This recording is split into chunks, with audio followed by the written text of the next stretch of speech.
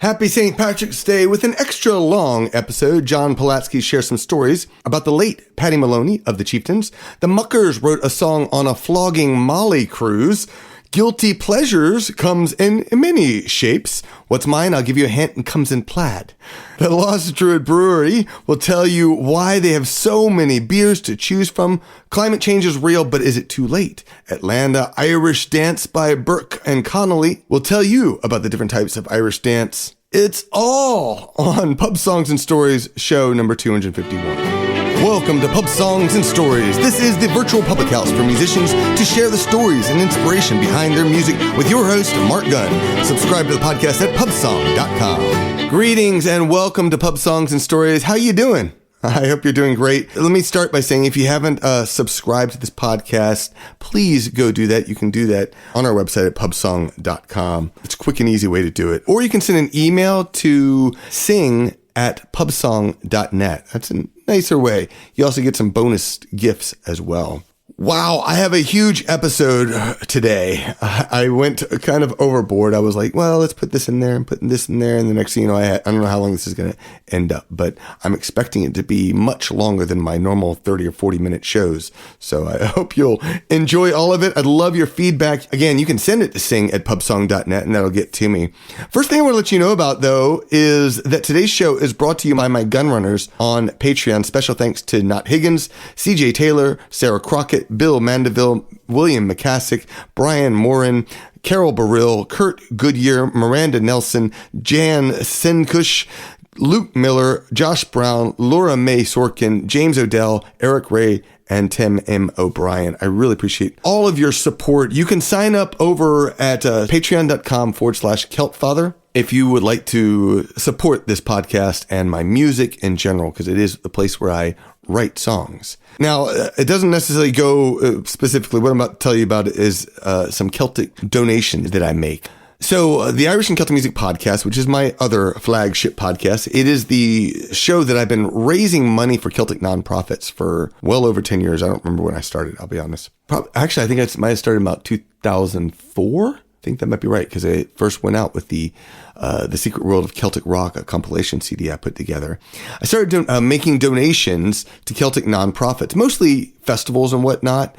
And every year I try to update my list of how much I've donated to these festivals and such. And I apparently skipped it the last 3 years. I forgot all about it. And I went back and checked, and we are up to full donations of $45,000 that have gone to Celtic nonprofits over the years. So if you have supported most of the projects that I do, many of the projects I do, then particularly the Irish and Celtic Music Podcast projects, those are the ones that have supported that. When you become a patron of the Irish and Celtic Music Podcast, in fact, a portion of that money goes to Celtic nonprofits. So I really appreciate everyone who's been supporting me over the years. I am looking to be a guest on some podcasts. If you know of a podcast, drop them an email and recommend me. And I will also know right now, what are you doing while listening to Pub Songs and Stories? I love your thoughts and feedback. So take a picture of yourself or where you are or what one of these stories reminds you of. You can post it on social media. Use the hashtag Pub Stories so I can find it and share your story. I'd also love to get some reviews over on the Apple Podcast Store. I don't have many of those. And I got a negative one recently. I don't care. I mean, it always bugs a little bit, but considering the topic, I'm like, I'm good. So if you want to go post a review over there, I'd really appreciate it. All right, we'll play some music from the Carroll Sisters. This is Reels of Three Brothers from their album Daybreak.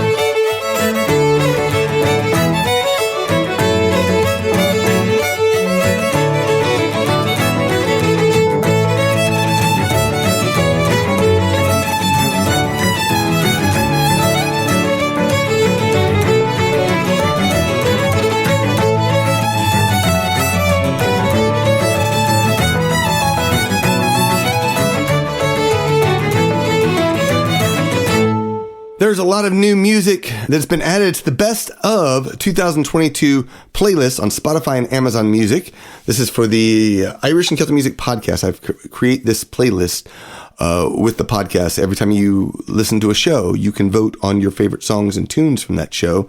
And I'm sharing some of those tracks right here, like the Carol Sisters. They were recently added along with Poaching Band, Kilmaine Saints, and the Rogues. All right, upcoming shows. I'll be at MidSouthCon, March 25th through 27th. And then the first 2 weekends of April, I'll be at Sherwood Forest Fair in Texas, Central Texas. So I hope you'll come join me. All right, here's some more new music from the Best of 2022 playlist. It's Whiskey is Calling by Kilmaine Saints from their album Drunken Redemption.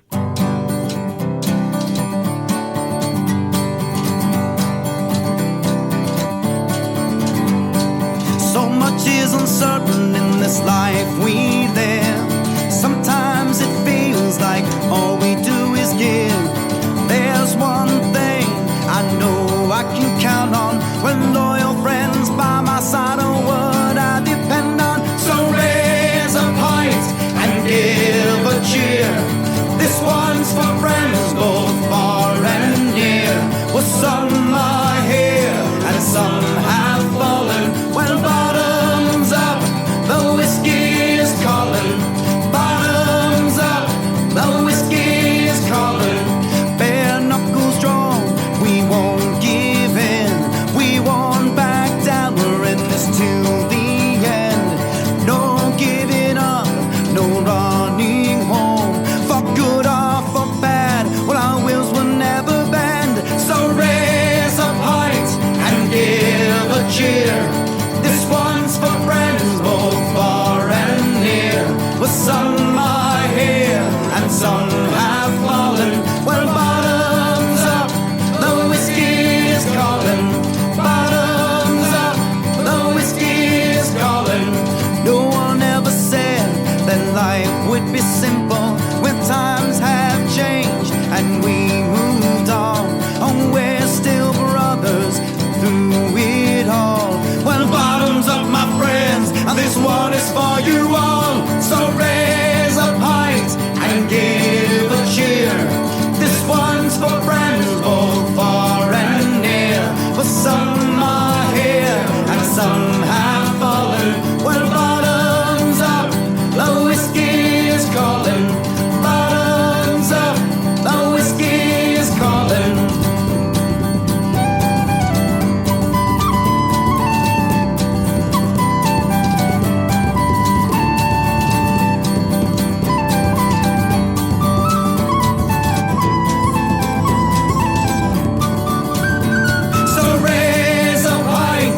Give a cheer.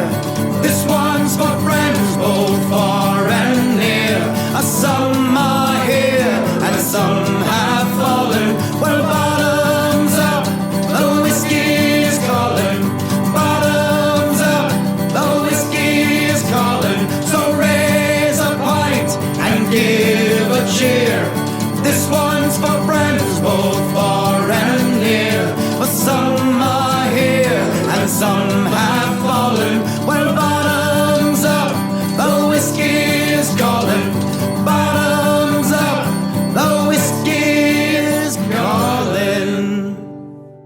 And now we're going to tell you the story of playing music with Paddy Maloney for 20 years. So Paddy Maloney was the co-founder of the Chieftains. They were called Ireland's musical ambassadors. And the Irish music world mourned last October in 2021 when Paddy passed away. I posted my own sorrows for his passing on the Irish and Celtic Music Podcast Facebook page, and Jon Pilatzke responded. Jon is a fiddler and an Irish dancer. He played music with the Chieftains for 20 years, and I asked him to submit music to the podcast. I also asked Jon if he might be able to share a story or two about playing music with Paddy. He humbly shared this inspiring story of a Celtic music legend. Here is Jon Pilatzke. Hi there, my name is Jon Pilatzke. And I want to say a big hello to Mr. Mark Gunn and all you listeners to this wonderful Irish and Celtic music podcast. For those of you who don't know me, I am a Canadian. I know Paddy used to say, can you imagine a Canadian Pilatzke playing fiddle with the Chieftains? But that was one of Paddy's great abilities, among many, was to find and put together unique talents and just get the best out of them. But I had the extreme privilege of playing fiddle with the Chieftains for 20 years. I started off 10 years sitting to the left of the great Mr. Sean Keane. And boy, oh boy, was that a crash course in fiddle playing. Sean eventually retired from touring, and I moved over into the hot seat next to the man himself. And I've been asked to say a few words about my time with the Chieftains, and especially with Paddy. Well, it's hard to put into words that long a time and so many beautiful moments. It's hard to select just a few, but people often enjoy the story of how myself and my brother Nathan Pilatzke, who is a Canadian step dancer extraordinaire, we met the Chieftains in Toronto, Ontario, Canada. We had been living there a few years, and we heard the Chieftains were going to be doing a concert down at Roy Thompson Hall with the symphony. So, of course, we got ourselves some tickets, and we were young and we were poor. So we were sitting way up in the nosebleeds, and my goodness, I don't think either of us, our feet didn't stop moving for the entire concert. But we were lucky enough to find ourselves invited to the after show party at a great spot in Toronto called Dora Keogh's Irish Pub. And to this day, I still enjoy going there for the crack, as they say. And great music there, great pints. So hello to all you at Dora's. We found ourselves inside the pub. Things were just humming in there. Tunes were going. Things were crazy. And the pub owner came over and asked us to put our shoes on. And we ended up dancing. I believe Sean Keane was playing fiddle. Possibly Matt was on the flute as well. And wouldn't you know it, Paddy was there himself. And I think he heard the clickety-clack from the other room, and he came out to check out what was going on. And he ran right over afterwards. And, you know, Paddy's very old school, so I think he had a bar napkin and a ballpoint pen, and he took down our phone number, and such was it. And we had a great night, and went our separate ways. And we figured, well, that was fun, but we'll never hear from them again.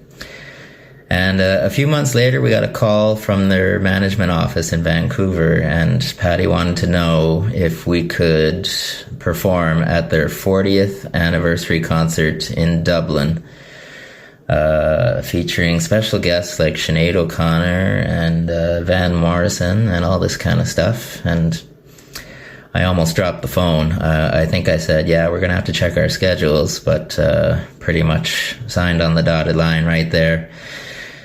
And then comes along September 11th, and the whole concert was cancelled. So we were pretty pretty devastated by that, and we figured we missed our opportunity.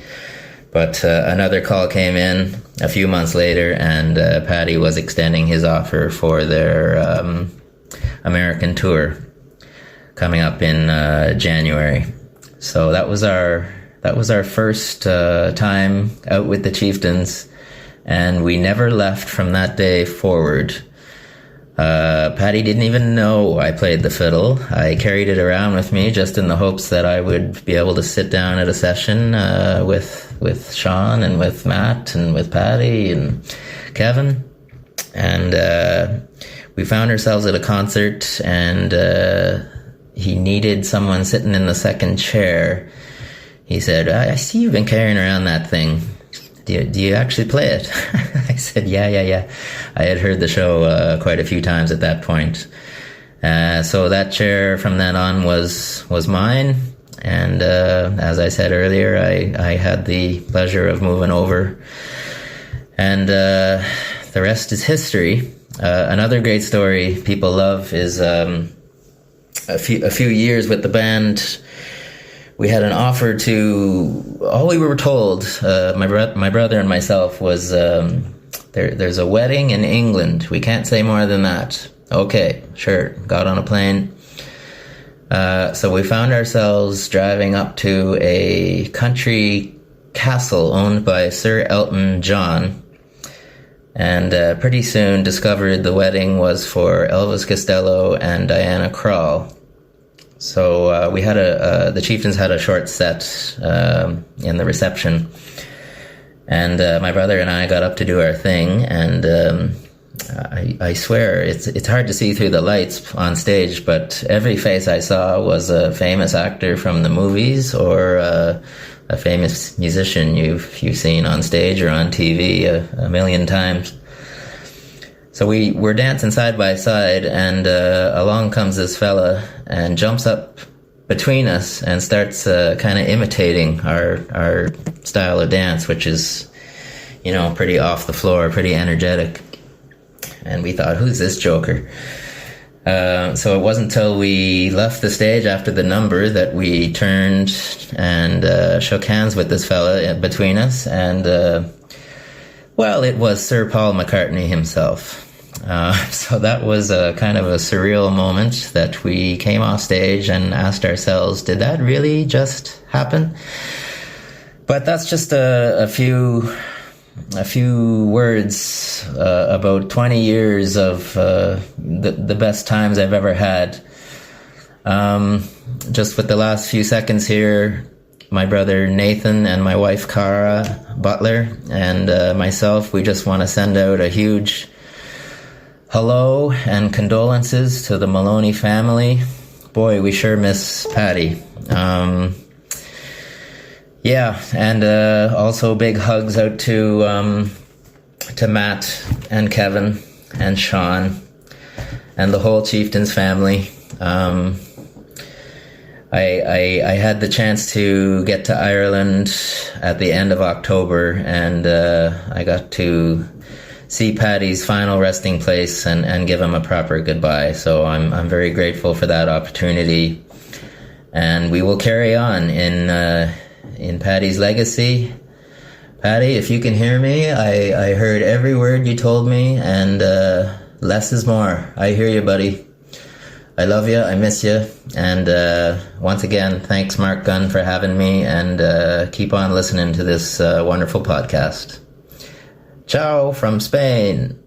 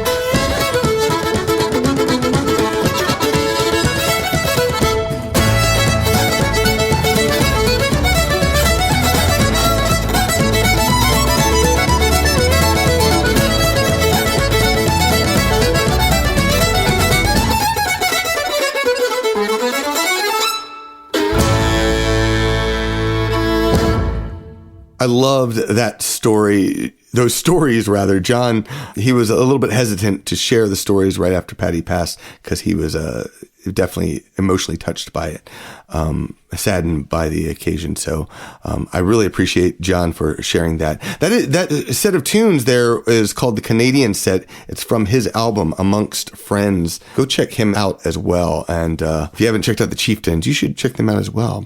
Oh, you can find a link to Jon's music in my show notes at pubsong.com for show number 251. All right, the story of Queen of the Pit. So I forget when it was. I was performing at Tucker Brewing Company at the beginning of last year, I think, when who do I see in my audience drinking a pint? Jeff Shaw of the Muckers. I first connected with Jeff a number of years back when he was living in New Orleans as well. And we both had an early introduction to Celtic music through an album of Irish drinking songs. But it wasn't until Atlanta that I finally met him. And I was really surprised to see him in my audience. At the time, I was trying to find artists to collaborate with on my album Sell Couth. And one song stood out that I thought would be a great collaboration. That was Kilty Pleasure. I'll talk more about it at the end of the show, but I emailed Jeff and asked if the Muckers might be interested in collaborating, and I'm so happy that they agreed. There aren't many Celtic bands in Atlanta that are really making a splash, but the Muckers, they are definitely the go-to band. And of course they sound amazing, but I'm sure it also helps that they are a Celtic punk band. That's probably why they were on a cruise with the Celtic punk icons, Flogging Molly, as Jeff will explain. Hey, this is Jeff from the Muckers. I am here joining Mark Gunn's Pub Stories to tell you about how we in the Muckers wrote the song Queen of the Pit, which was the first song of our most recent album, Irish Goodbye. So we were getting ready to tour in a few weeks, and one of our friends, a very close friend of the band named Timo, asked us to, if we would be able to write a song for his wife, Meg, for her birthday. We agreed, but it was on a very short time period. Her birthday was coming up just in a couple of months, but we happened to be hitting the studio anyway.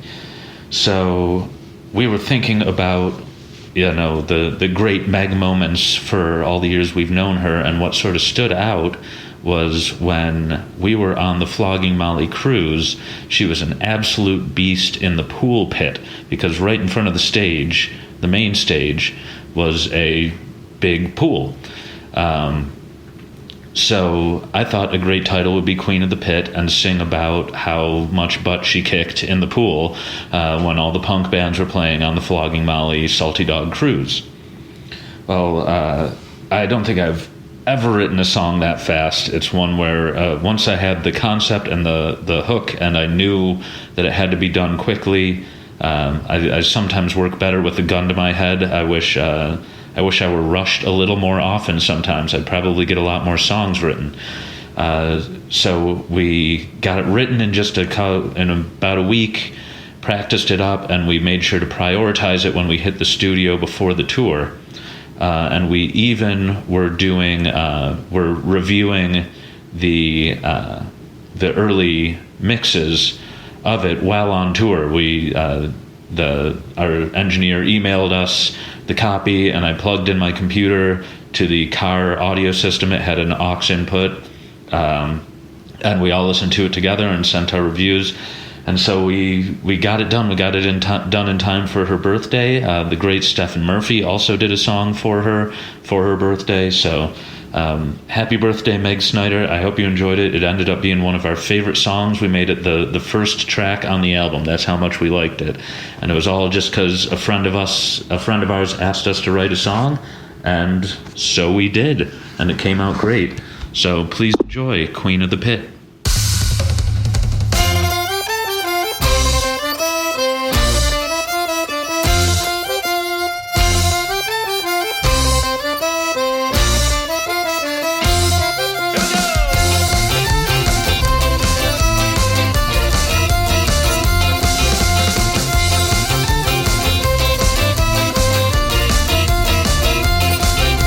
See that tornado at the center of the floor? You thought Meg was done, but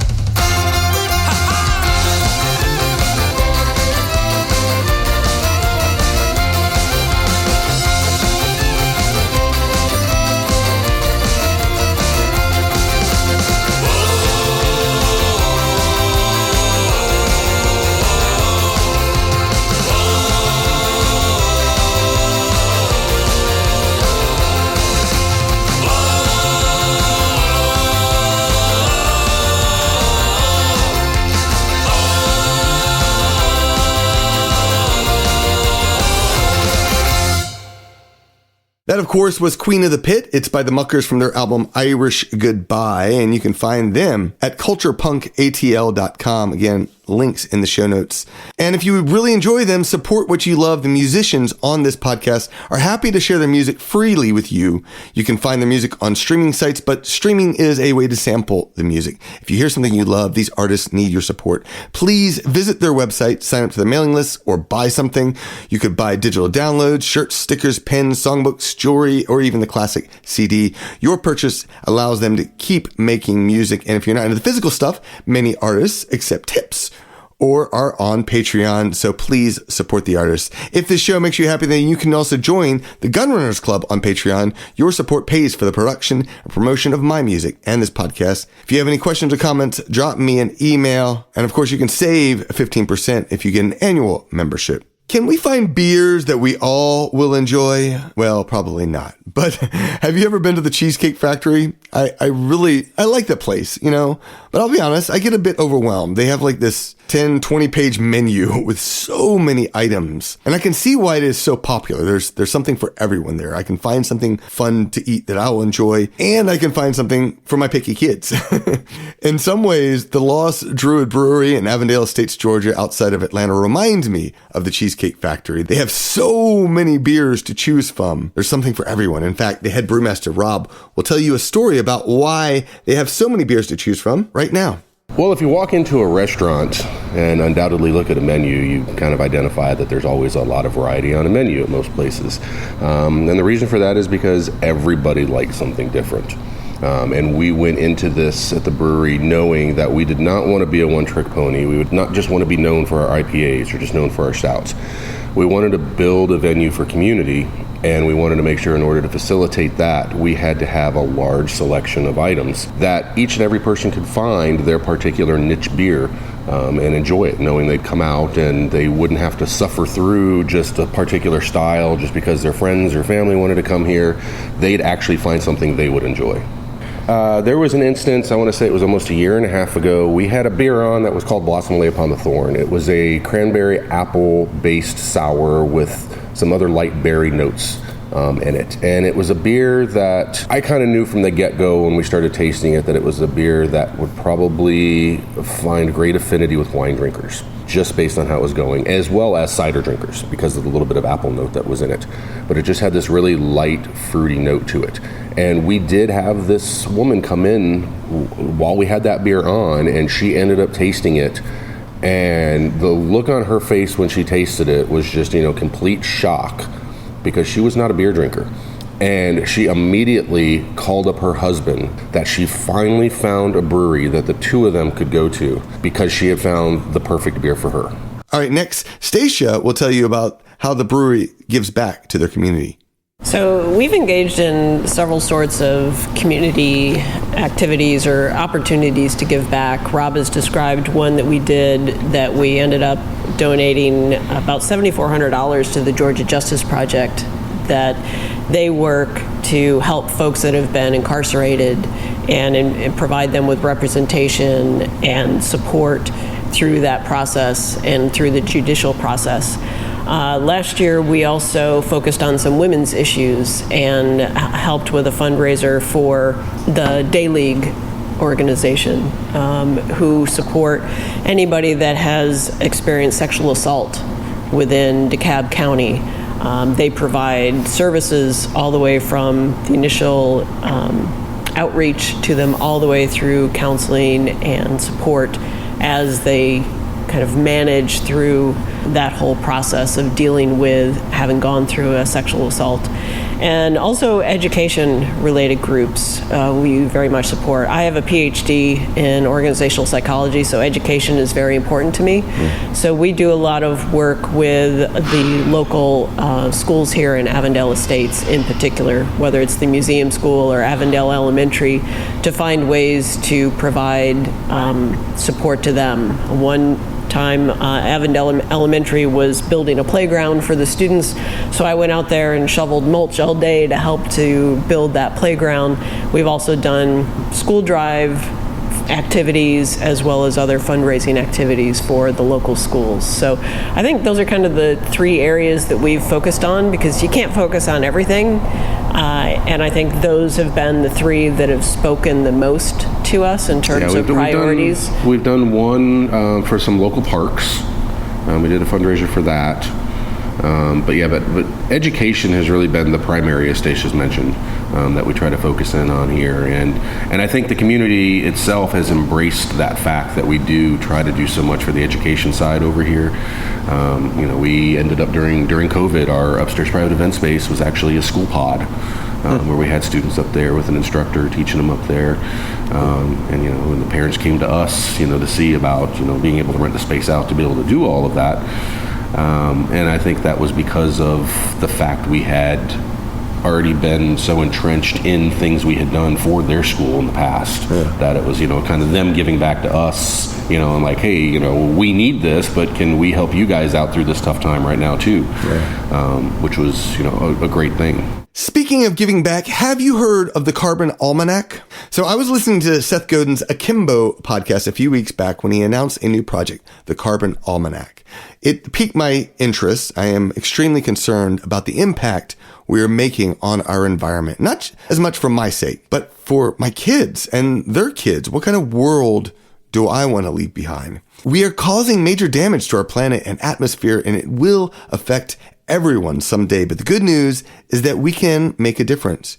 We can make positive change, not just as individuals, but as a community. The Carbon Almanac, at its base, is a book. It's a book about how we can affect change on our planet. But it's also a book designed to start a discussion on how we can make change. And I think that's a big thing. When it comes to any topic out there that's polarizing and to any degree, the first step is really just talking about it, finding a way to open discussion. So I would love your thoughts and feedback. And if you too are concerned about climate change, I want to invite you to check out the Carbon Almanac website to get involved. It's at thecarbonalmanac.org, thecarbonalmanac.org. Or at the very least, you can pre-order the book like I did, or when it comes out in June. You'll find a link to both on the webpage. And to that end, I thought a track by the Brobdingnagian Bards, Heart of Fangorn, would be an appropriate song to highlight the struggles of our environment. This is from our CD, Memories of Middle-earth.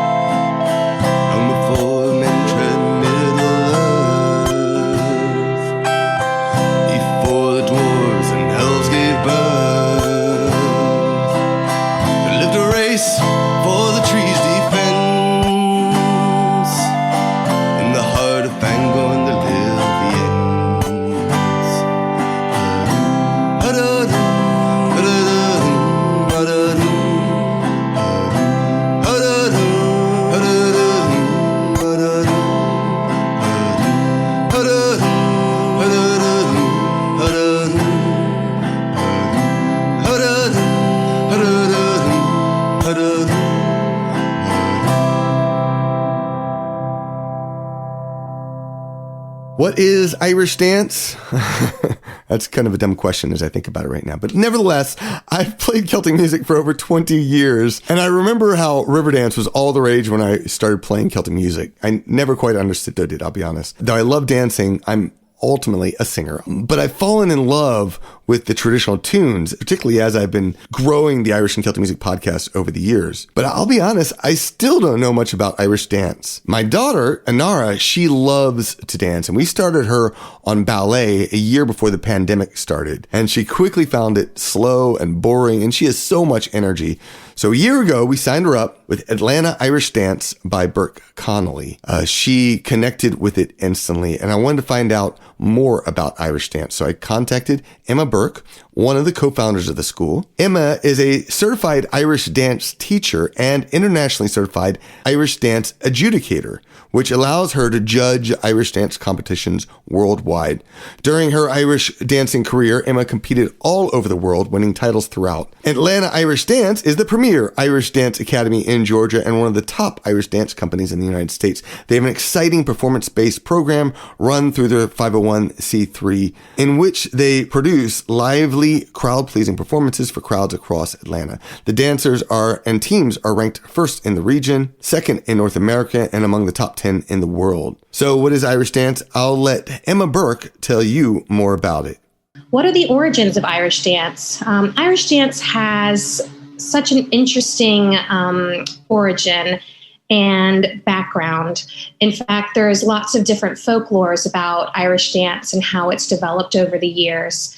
Irish dance actually has two different types of dance. There's Sean Nose dancing and Irish step dancing. And Sean Nose dancing has more of a relaxed form, relaxed upper body where the arms are free to move about and the feet are lower to the ground. Whereas with Irish step dancing, you have a more rigid upper body and the legs at the lower half actually kick quite high. And so the origins when you're talking about Irish dance is how did we come out with two very, very different forms of dance, both called Irish dancing. And the interesting thing is that there's, again, lots of folklore about it. Way back when, there used to be something called Irish dance masters who would travel all over Ireland, and they would go from town to town, creating quite a stir. And they would teach the town folk how to do Irish dancing. And originally, the dance form was much more like Sean Nose dancing, where you had feet that were lower to the ground, tapping out rhythms or doing, intricate steps, but low to the ground, and the upper body was kind of free flowing, more similar to kind of tap style upper body. And what differentiates Irish dance from tap dance is that at tap dance, a lot of their movements go around to the side. So you'll have like lateral movements versus with Irish dance, their movements are front to back. So it's kind of how you distinguish Irish dance, especially Sean Nose dancing from the tap style of dance. So there used to be these dance masters that used to travel around and teach Irish dance all over the world or all over Ireland. And they would have these competitions amongst the town folk, these feshanna, they'd be feshes, which are competitions, little festivals. And the town folk would then learn Irish dance and do like little, demonstrations and performances at these feshanna. And so over the years, the dance form changed and grew. And again, this is where the folklore steps into it, is why one part of the dance form became more of a rigid upper body versus a lower, more the upper body being more, loose and flexible. And so the two favorite folklores I like to share with my students and audience whenever I'm talking about it is the good old Catholic one, which comes from the priests and nuns would teach Irish dance in Catholic school, but they didn't like the little boys and girls to hold hands or touch. So they would tell the little boys and girls to hold their bodies stiff and their arms at their sides so they wouldn't touch each other. So that's kind of a funny one. Another bit of folklore is that back when England was invading Ireland and trying to take over Ireland and make Ireland part of England, the Irish people, as part of a form of their revolt, would continue dancing because the the British had actually ruled that they were not allowed to practice any form of Irish culture. That would be including music and dance. And so as a form of revolt, the Irish people would get together and they would practice their dance, but they would hold their arms rigid at their sides. So that way, if an English guard was passing by a window, they wouldn't be able to tell what was going on, other than them just the crazy Irish bobbing up and down. So those are two bits of folklore. What I really think happened as far as why Irish dance has evolved over the years between the Sean Nose style and Irish step dancing really is a little bit more pragmatic. Irish step dancing has a huge form of competition with it. And over the years, as with any kind of competition, people get more and more competitive and they want to be bigger and better at things. So the Irish step dancing style just became a little bit more elaborate, and holding the arms at the side more rigid was a way in which to create a bigger contrast between what was going on with the legs and the upper body. So despite what there might be folklore or what actually it is, the interesting thing is just how dynamic the shift was between the Sean Nose style and Irish step dancing. You can find out more about Atlanta Irish Dance at burkeconnolly.com. That's BurkeConnolly.com. Again, show notes. Best way to find out all this stuff. Show number 251. And you also find it in the podcast notes as well. So you can probably go to your podcast and slide over, slide down, click. Boop, there we go.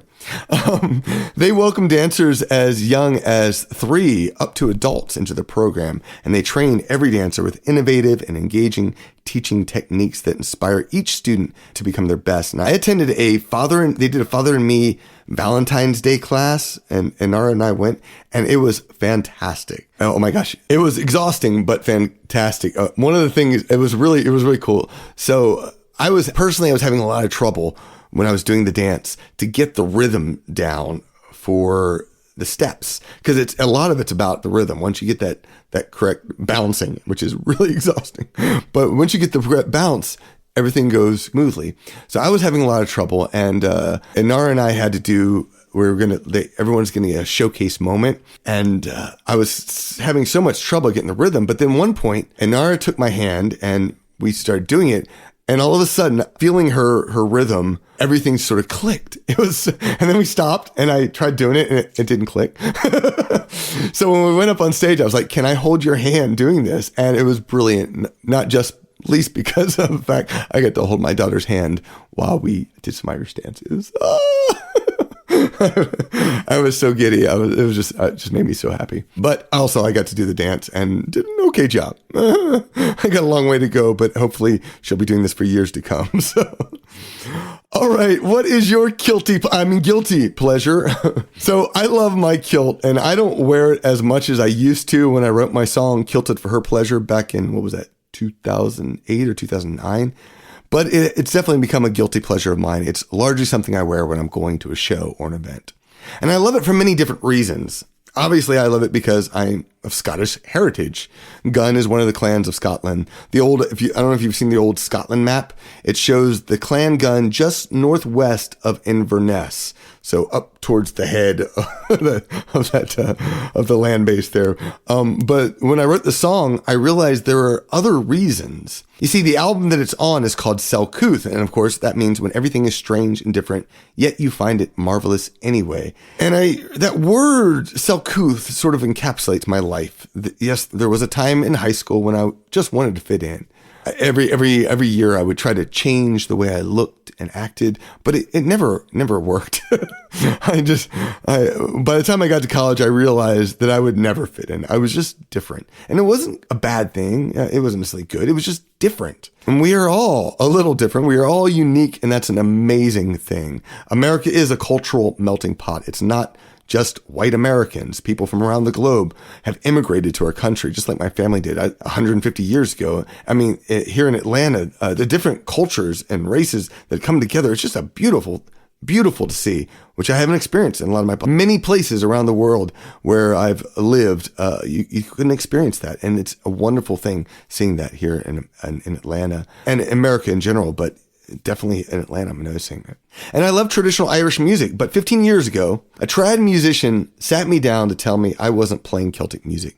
I didn't fit the mold, and he was right, ultimately. That didn't make my music any less Celtic. In that case, he was wrong. I believe in inclusion, not exclusion. So I'll be honest, the racism that our last president ignited and promoted was a big reason for this song, Guilty Pleasure. I was afraid that my people, the Scots and the Irish of the South, were a part of that bigotry, and I wanted a song that waved a banner of what it truly is to be Scots, Irish, in America. The Scots and Irish were both once oppressed by the majority in various ways, whether in Scotland or Ireland or America.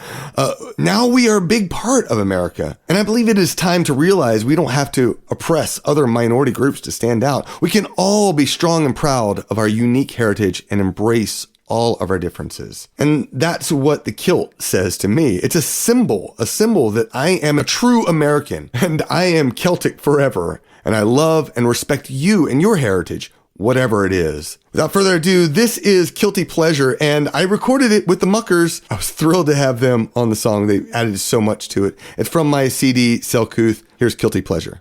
Let me tell you who I am. Red-blooded American.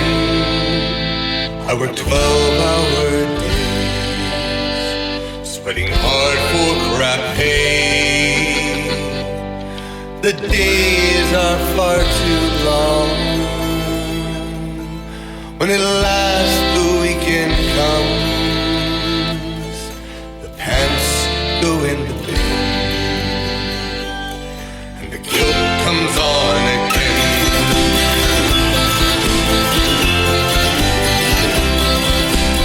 I wake up with a joyful expression as I wrap my kilt round my waist. I latch on my sporn and pull up my stockings. A smile grows on my face. Then I'm off the pub or the fair or the fest, where we swing goes into each step. 'Cause I'm American born and Celtic forever, and both are truly blessed. I may never know what it means to be normal, nor have I knowingly the streets, though it makes you uncomfortable, my guilt will fly in the air. This is my guilty pleasure.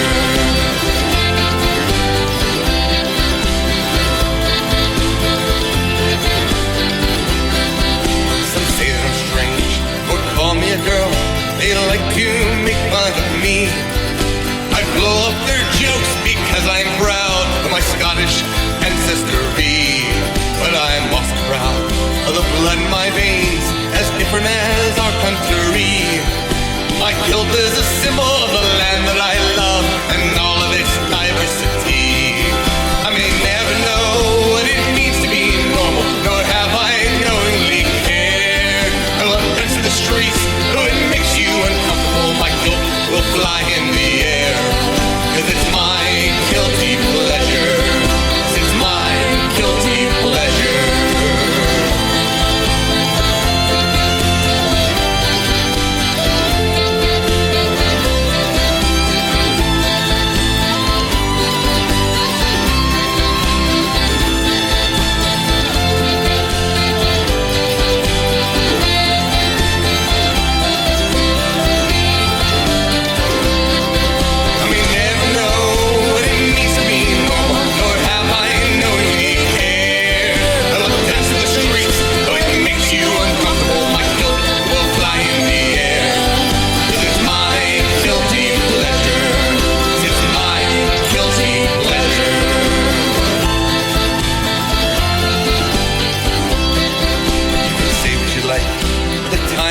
Changing, we celebrate our differences. Be it black, brown, or white, I will fight for your rights, 'cause I know what it means to be scared. See, my family wore kilts, and we fought in Cotillon. We Celts were all one time oppressed. So I'll tear down your walls with my southern brawl, while donning my Highland dress. I may never know what it means to be normal, nor have I knowingly cared. I will dance the streets, though it makes you uncomfortable, my guilt will fly in the air. 'Cause it's my guilty pleasure. I may never know what it means to be normal, nor have I knowingly cared. I will dance the streets.